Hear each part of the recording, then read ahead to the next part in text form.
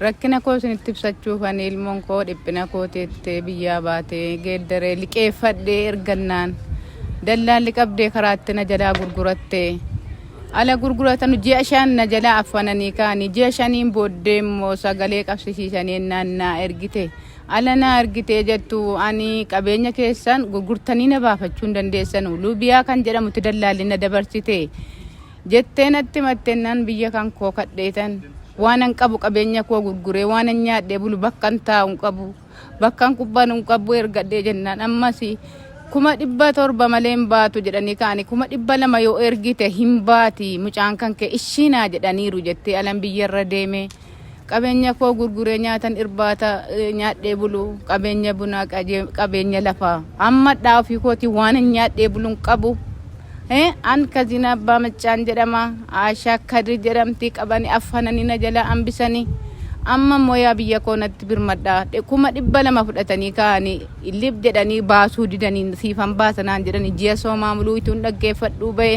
nyaata biyyituu na faxarsiifatuu ba'e waan nyaadhee buluun qabu waan uffadhuun qabu qabeenya koo ergan gurguree fixe yoo fedhe ilmoon koo baateennaan itti gammadaalan jedhu qabeenya koo siittan usan jedhu baasuu didanii na jala affananii yaa ijoollee koo iddeen naquun nabe ilmoodha bakkan kubbanuun nabe yaa ilmoo biyya natti birmadha.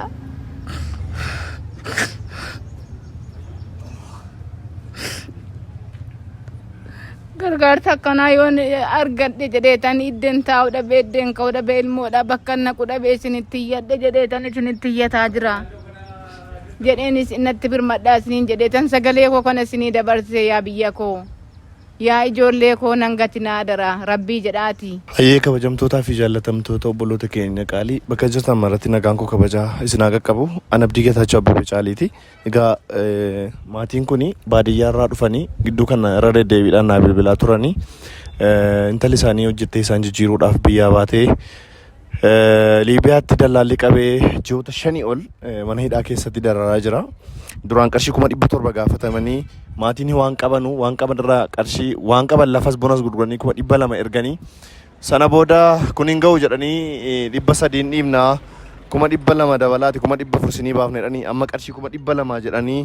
badaa rakkataa jiru namni rabbisanii raaffisa rabbumaa jedhaati lakkoofsa akkaawuntii isaanii kan irratti waan dandeessan hirmaadhaa obboleettii keenya sana mana hidhaa keessaa nuu baasaa siniin jechuun barbaada namoonni gargaaruu illee hin dandeenye viidiyoo kana sheer gochuun akka namoonni biraa gargaaran taasisaa galatooma ulfaadhaa. Assalaamu alaikum warahmatullahi wabarakatuh.